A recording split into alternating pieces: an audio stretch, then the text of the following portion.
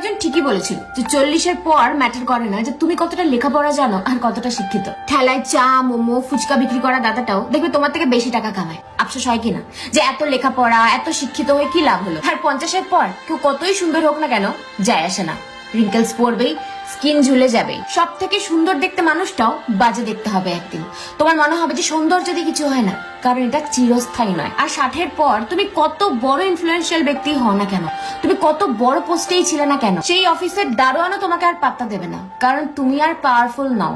তাই 60-এর পরে পাওয়ার, বড় ছোট পোস্ট এইসব আর ম্যাটার করে না। আর 70-এর পর বিশাল বড় বাংলো বাড়ি এইসবের আর কোনো ভ্যালু থাকে না, কারণ হাঁটুর ব্যথা এত বেশি থাকে যে এক জায়গা থেকে অন্য জায়গায় যেতে ভীষণ সমস্যা হয়। আর 80 ক্রস করে গেলে অ্যাকাউন্টে কত টাকা আছে সেটাও ম্যাটার করে না, কারণ যতই কোটি কোটি টাকা থাকুক না কেন খেতে হবে তোমাকে ওই 20 টাকা দামের ট্যাবলেট। তাই আমরা যে এত টাকা ফেম কামানোর জন্য উঠে পড়ে লেগে আছি, একদিন দেখবে এই সবের কোনো ভ্যালু নেই আর। তাই আমরা যারা ভাবি যে এখন কষ্ট করে নি পরে এনজয় করব, ওই পরেটা আর আসে না।